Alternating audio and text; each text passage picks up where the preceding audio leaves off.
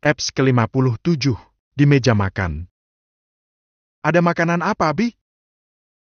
Tanya Letta saat melihat Big Mina yang berdiri di depan kompor. Big Mina sedikit menoleh. Tadi Tuan suruh buatin sayur esyem. Non Letta mau lauk apa? Nanti saya buatin. Letta membolak-balikan tempe yang sudah direndam dengan air bumbu. Aku makan ini juga suka kok. Aku bantuin goreng tempenya ya, Big. Ndak usah. Biar Bibik aja, Non. Nanti melepuh kecipratan minyak lo. Tolak Big Mina. Letta jadi tertawa kecil. Aku dulu pas di panti, tiap hari bantuin Mbak sini masak kok. Big Mina terlihat terkejut dengan pengakuan Letta. Oh, jadi Tuan Velak ngambil Non Letta dari panti asuhan? Letta mengerjap beberapa kali. Panjang sih ceritanya. Ya pokoknya ada yang ambil aku dari panti asuhan, tapi akhirnya aku diambilnya sama Papa Velak. Non, kalau di panti asuhan itu katanya sering banyak nerima bantuan ya? Cakra yang dari awal udah niat mau gangguin Letta di dapur, jadi urung karena melihat ada Big Mina yang asik cerita-cerita sama Letta. Dia balik badan, menjauh dari dapur menuju ke ruang tengah. Kasar Cakra menjatuhkan tubuh ke sofa panjang, tiduran di sana. Tangannya mengambil remote dan menekan tombolan. Velak melirik anaknya dengan dengusan. Jahitanmu sudah nggak apa-apa. Cakra meraba bawah dadanya yang masih tertutup kain kasa. Lebih baik. Dia balas melirik Velak. Ngerasa salah? Tanyanya. Lalu menyunggingkan senyum ejekan. Hafal gue. Cakra. Panggil Velak dengan nada serius. Apa yang akan kamu lakukan jika suatu saat nanti telah bertemu dengan orang tua kandungmu? Udahlah, Bang. Gak usah bahas kayak gitu. Gue gak butuh orang tua lagi. Semua orang tua itu munafik, gak ada yang baik. Cukup ada Letta dalam hidup gue. Itu udah bikin gue bahagia. Gue tuh mau lahir dari batu, dari meteor, dari bunga pisang. Gue gak akan permasalahin. Gue juga gak akan minta pengakuan mereka. Sekarang hidup gue udah bahagia. So whatever, you don't care about parents. Velak menegakkan tubuh. Cakra, gak semua orang tua itu buruk seperti Haidar dan Yulia. Gue itu dibuang sama mama gue, Bang. Itu pas gue masih bayi. Digeletakin gitu aja di gardu, itu kata si Yulia waktu gue baru bisa duduk. Kalau emang orang tua kandung gue itu baik dan sayang sama gue, dia gak mungkin tega lihat bocah ganteng, bocah lucu, bocah ngegemesin kayak gue gini ditinggalin di pinggir jalan. Dari situ, baiknya di sebelah mananya? Setiap orang itu pasti memiliki alasan saat melakukan sesuatu. Cakra mencibir dengan gelengan kepala. Dan gue gak mau dengar alasan apapun. Di dunia ini, cuma Letta yang gue butuhin. Bukan orang tua lagi. Velak menarik nafas dalam, memilih menjatuhkan punggung ke sandaran sofa. Dia melirik Cakra yang terlihat fokus menatap tayangan di TV depan sana. Ya, memang seharusnya tidak membuang. Dia sudah mendengar masa lalu Cakra sejak kecil yang tak memiliki kasih sayang seupil pun dari orang tua angkatnya. Hidupnya keluntang-keluntung tanpa arah dan tanpa tujuan. Jadi, ya, dia bisa mengerti jika hati dan perasaan Cakra telah membatu. Velak menunduk memijat tulang hidungnya. Melihat Cakra yang sudah bahagia dan dia bisa menemani begini, itu sudah cukup. Ya, kebahagiaan Cakra dan Letta, itu yang sekarang akan menjadi tujuan utama dalam hidupnya. Bang? Panggil Cakra setelah beberapa menit mereka saling diam. Ada yang ngikutin Yuka, dan kayaknya itu dari pihak berseragam deh. Velak menggaruk pelipis. Ujian kalian kapan? Masih, 5 bulan lagi. Velak menegakkan duduk lagi, menatap layar laptopnya yang masih menyala. Nanti biar papa urus. Velak mulai fokus membaca pesan email yang masuk dan itu dari kliennya. Klien yang paling besar dan sudah cukup lama menjadi langganannya. Velak menghela nafas panjang, tangannya terkepal kuat. Cakra, Papa, ayo makan malam. Ini udah siap. Teriak Letta begitu keluar dari dapur. Gadis cantik itu tersenyum dengan kedua tangan yang membawa mangkuk besar berisi sayur.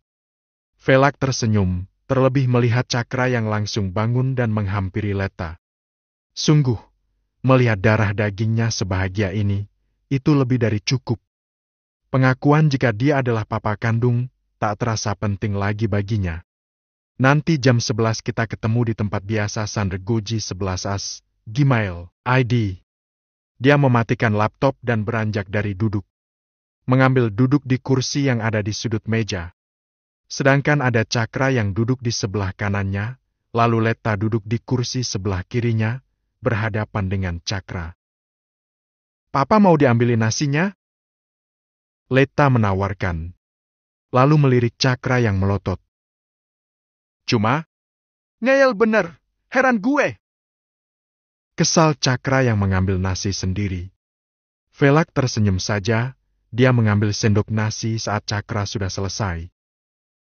Cakra, Letta masih kelas ke-11. Belum waktunya kalian memiliki anak. Jalan masih panjang, lebih baik pikirkan anak setelah kalian lulus sarjana nanti.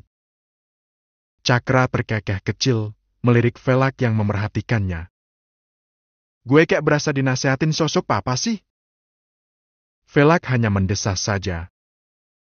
Ya emang dia papa Elo kan, Cakra? Letta yang menyahutnya.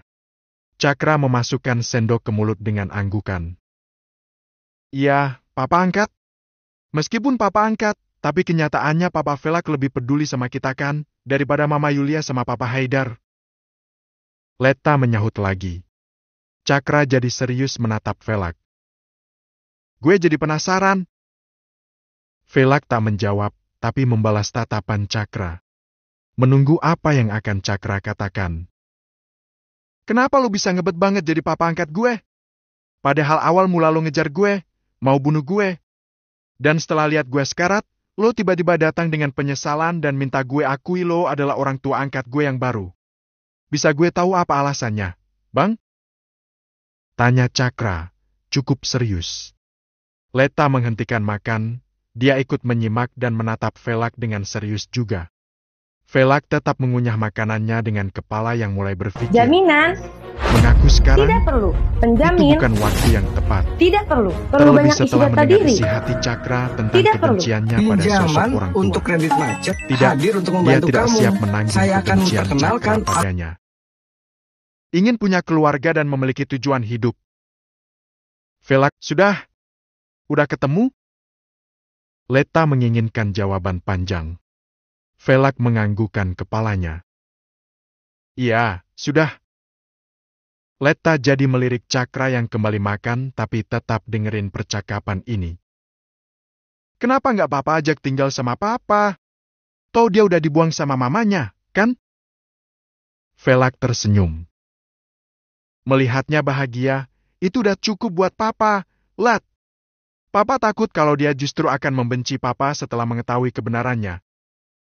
Letta jadi mendesah, memasukkan sendok ke mulutnya. Seharusnya sih enggak. Yang jahat sama dia kan mamanya. Yang buang mamanya, bukan papa. Papa kan nggak tahu apa-apa. Cakra diam, kepalanya mulai loading sambil mulutnya gerak-gerak ngunyah makan. Ceritanya kok ada miripnya kayak gue sih? Letta pun jadi diam, mengingat cerita tentang Cakra yang dia dengar dari Mama Yulia. Begitu ingat, dia langsung melebarkan mata. Iya, ya. Kok gue baru ingat sih? Cakra jadi menatap Velak serius dengan sendok yang ia arahkan ke Velak. Pa, anak itu Cakra ya? Cakra anak kandungnya papa yang dibuang sama pacarnya papa? Tebak Letta. Cakra mendengus. Bukan. Lo lagi dikibuli. Nih orang jual kisah sedih biar lo simpati aja. Hele, hafal gue. Dah, Nei. Besok lagi nggak usah lo dengerin cerita dia. Ngarang doang. Letta jadi terlihat bingung. Masa sih? Gimana sih yang benar? Velak jadi tersenyum dengan sentaan nafas. Sudahlah, lanjutkan makannya. Jangan pernah lupa belajar. Jangan mesra-mesraan terus-terusan. Cakra mencibir. Sirik lo! Meneguk minumannya dan beranjak dari meja makan. Leta mendesah melihat Cakra yang sekarang sudah ada di teras sana, lagi ngerkok. Pa? Panggilnya sebelum Velak beranjak dari meja makan. Anak kandung papa beneran Cakra? Tanya Leta, yang tentu lebih bisa merasa peka. Velak hanya tersenyum, mengusap puncak kepala Leta. Anak papa kalian berdua. Jawabnya, lalu melangkah masuk ke dalam kamarnya. Leta diam, masih bingung dan merasa ada sesuatu yang Velak sembunyikan. Dia pun beranjak dari duduk. Membantu Bikmina membersih meja makan. Menatap ke arah pintu kamar Velak yang terbuka saat papa angkatnya itu keluar sembari sibuk memakai sweater. Papa mau kemana? Tanya Leta. Mau ketemu sama klien. Jawab Velak, mengambil HP yang ada di meja depan Tiff. Di luar sana Cakra melangkah masuk karena tentu saja menyimak jawaban Velak. Ketemu sama Bang Goji? Tebak Cakra, yang tentu saja hafal siapa klien paling penting di garis hitam. Velak tak menjawab, hanya mendesah saja. Lalu menepuk bahu Cakra. Di rumah baik-baik.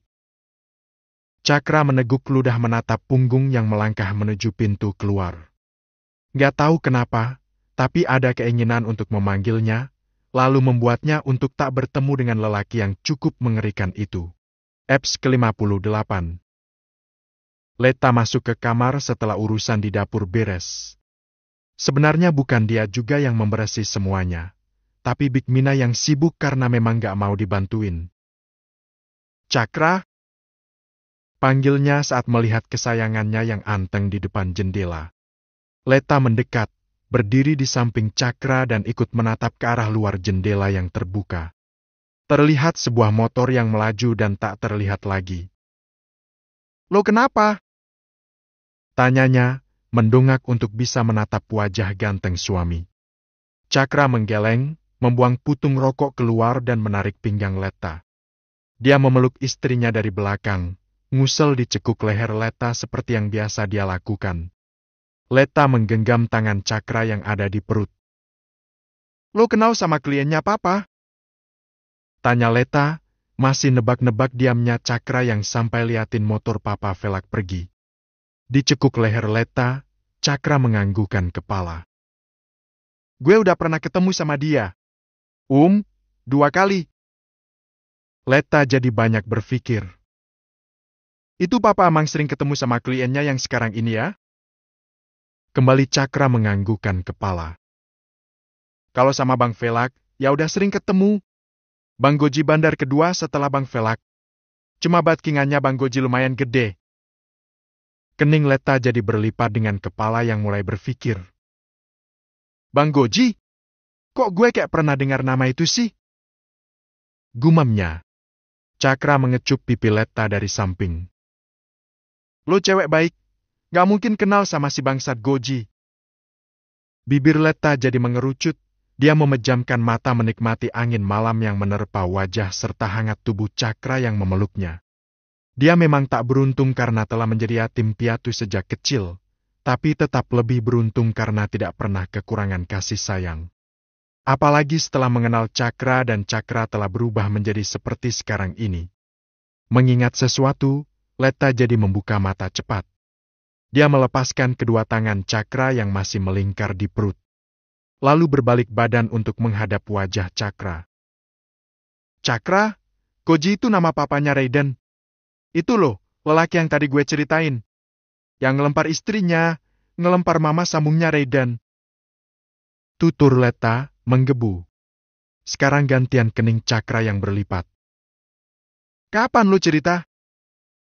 Tanyanya dengan wajah nggak ngerti. Kedua mata Leta jadi mendekik. Tadi pas sebelum kita keluar kamar. Gue kan cerita sama Elo. Masa lo udah lupa? Cakra jadi diam, pelan kepalanya menggeleng samar. Gue nggak inget. Bibir Letta jadi mengerucut. Masa sih? Gue tadi kan cuma bagian depannya amang tertutupi selimut. Abis itu dia ditarik lagi masuk ke dalam kamar dan kayak dapat kekerasan seksual. Masa lo nggak inget sih? Kembali kepala berambut sedikit panjang itu menggeleng. Yang gue inget, sebelum kita keluar kamar tadi tuh, Letta terlihat serius mendengar lanjutan kata yang akan Cakra katakan. Gue lagi nete. Lanjut Cakra yang langsung membuat Letta mendengus dengan tangan memukul bahu Cakra. Dasar mesum! Orang lo tadi nanggapi cerita gue. Nada bicara Letta udah jadi sewot, kesel dia. Cakra menggaruk kepala dengan sudut bibir yang terangkat. Ya lo tahu gue lagi nete, mana konek diajakin cerita. Ngeselin emang. Minggir! Letta menarik tangan Cakra yang memegang pinggangnya. Dia melangkah pergi dengan bibir yang ngedumel, kesel. Cakra melepaskan kaosnya, duduk di tepi ranjang untuk melepas perban yang menutup luka. Mau ngobatin sekalian biarin lukanya nggak ketutup dulu. Sementara Letta duduk di meja belajarnya, akan mulai mengerjakan PR yang besok harus dikumpulkan. Motor warna hitam yang Velak bawa berhenti di parkiran sebuah taman kota yang malam ini masih cukup ramai. Masih banyak pedagang kaki lima yang memenuhi jalan di pinggiran taman. Velak menyetandarkan motor, melepas helm dan turun. Melangkah santai lalu duduk di kursi yang ada di trotoar. Dia nggak sendirian, karena deretan kursi-kursi yang lain juga ada orangnya. Velak menarik sebungkus rokok dari saku jaket, mengambil sebatang lalu menyelipkan barang itu ke bibir. Menit kemudian kepulan asap mulai keluar dari bibirnya yang sedikit mengerucut. Tangan yang memegang rokok itu terangkat, menatap jam yang melingkar di sana. Mungkin sekitar 15 menit, sebuah mobil sedan berhenti tak jauh dari tempat Velak duduk. Seorang pria yang umurnya ada beberapa tahun di atas Velak keluar dengan jaket warna biru tua yang menutupi tubuh. Santai pria itu melangkah mendekati Velak, langsung duduk tepat di samping Velak tanpa kata sapaan basa-basi seperti orang-orang pada umumnya. Sudah lama? Tanya si pria yang tak lain adalah Goji. Robert Goji Brain, salah satu pembisnis yang sukses dan cukup terpandang di kalangan para pembisnis. Kekayaannya tidak terlalu kentara, dia bukan orang yang suka pamer kekayaan. Kekuasaannya pun hanya orang-orang tertentu saja yang mengetahuinya. Belum, baru, hampir setengah jam. Velak menyahuti setelah bibirnya mengeluarkan kepulan asap. Goji melirik Velak serius. Kamu berhenti produksi yang putih? Santai Velak mengangguk setelah kembali menyesap rokoknya. Kenapa? Sekarang Goji yang menyelipkan rokok di bibirnya. Lalu mulai membakar barang yang sudah berbumbu itu dengan korek. Masih ada benang tipis. Di sana juga produksi yang putih. Goji menggeleng dengan sunggingan senyum. Ngefly-nya beda. Cocok di garis hitam. Pelanggan saya juga sukanya dari garis hitam. Velak menoleh, memerhatikan Goji yang memejamkan mata sambil menyesap rokok. Sudah pasti nih orang bakal kena pengaruh obat setelah rokoknya habis. CKK, tapi sebatang doang, nggak akan pengaruh di Goji. Velak meneguk ludah mengingat Goji yang tersenyum di atas panggung sembari memperkenalkan Davita sebagai istrinya. Tangannya terkepal ketika informasi yang diberikan Louza telah membuat darahnya mendidih. Davita, wanita cantik itu menjadi istri kedua. Menjadi pemuas nafsu karena istri pertamanya yang tengah hamil dan sakit-sakitan tak lagi mampu menuruti hasrat bercinta Goji yang sering tak masuk akal. Katakanlah. Sadisme kelainan seksual. Velak mengeluarkan 3 kotak hitam dari saku jaket. 3 paket yang terbungkus rapat dan tentu saja nggak segede kardus mie instan. Ini stok yang terakhir. Saya udah berhenti produksi. Anda bisa pindah ke benang tipis. Mulai akhir bulan, tempat saya sudah tutup. Goji makin serius menatap Velak. Kamu bangkrut? Tanyanya dengan senyum mengejek. Velak menyunggingkan senyum, lalu menggelengkan kepala. Barang ini saya beri secara gratis. Anda tidak perlu membayarnya. Goji jadi menatap Velak tajam. Santai, Bang.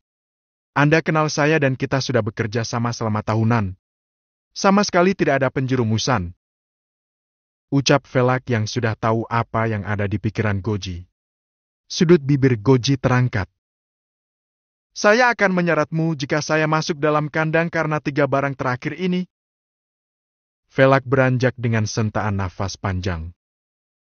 Saya tak keberatan jika itu memang ulah saya, tapi saya tidak akan pernah mengampuni orang yang membawa saya dalam masalah yang sama sekali tak pernah saya lakukan. Goji mengangguk. Ya, saya tahu kamu profesional dalam bekerja.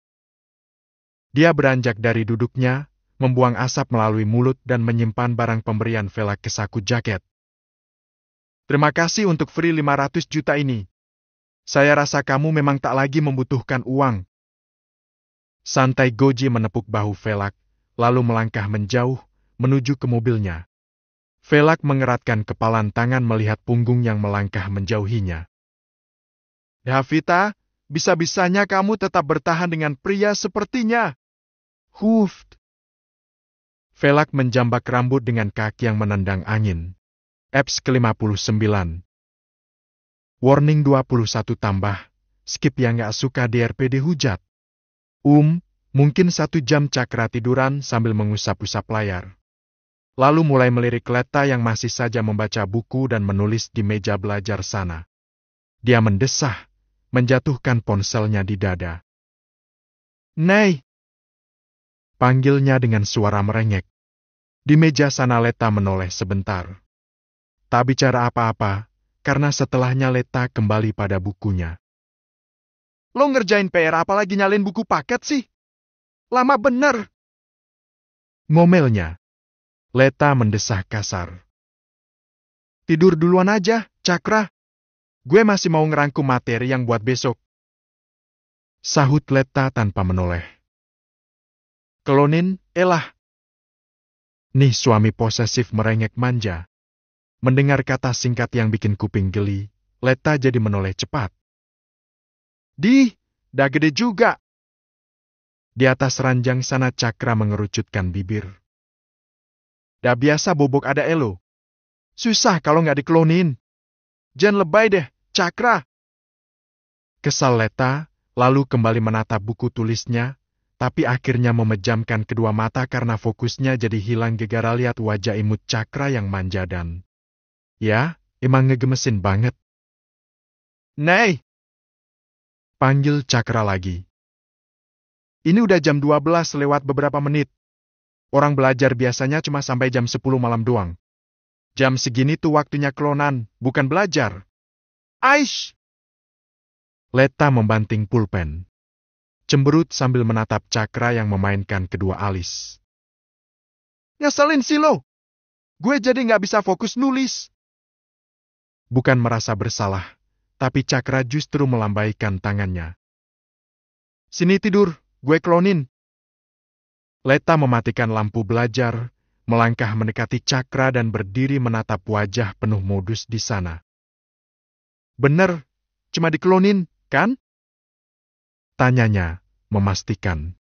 Kepala ganteng itu mengangguk, kayak meyakinkan banget.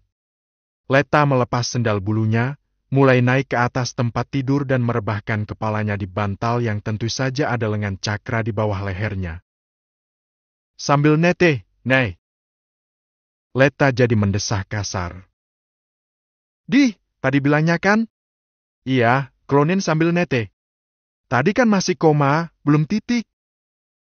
Sahut Cakra cepat sebelum Letta meneruskan kalimatnya. Lepas baju aja, Nei. Gue netenya ribet. Cakra, gue berasa udah jadi emak-emak yang punya bayi. Keluh Letta. Latihan sebelum lo netin Cakra Junior. Lepas, Nei. Perintahnya lagi. Letta jadi bangun, menarik kaos dan melepas branya. Sesuai dengan yang suaminya minta. Nurut saja saat Cakra menarik lengannya, lalu tidur miring menghadap ke Cakra. Leta memejamkan mata dengan helaan nafas panjang ketika bibir Cakra mulai menyesap-nyesap salah satu dadanya. Tangan Leta mengalung di leher Cakra, mengusap-usap rambut belakang Cakra dan mencium kepala yang tepat ada di depannya. Cakra, jangan kenceng-kenceng, nanti jadi perih. Rengeknya saat jari Cakra terlalu bersemangat memelintir putingnya. Ig, Cakra, ig. Desah Leta dengan tangan yang berusaha menarik tangan Cakra yang menelusup ke celana. Katanya tadi cuma penete, kan? Ig, Cakra. Gak ada tanggapan Karen Cakra asik nyesap-nyesap. Dan tangannya pun tak berhenti, tetap berusaha menggapai pertigaan jalan yang memang sudah di depan.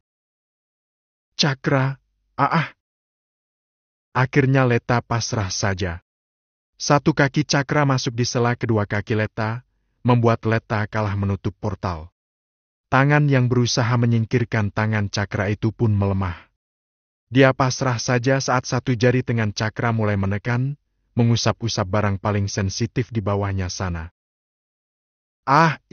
Huf!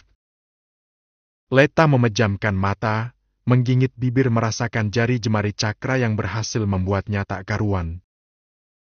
Cakra, udah, Cakra. Pinta Leta dengan mendesah. Tangannya sudah mencengkram bahu Cakra, lalu menjambak rambut Cakra. Membuat Cakra makin kencang menyesap dada Leta.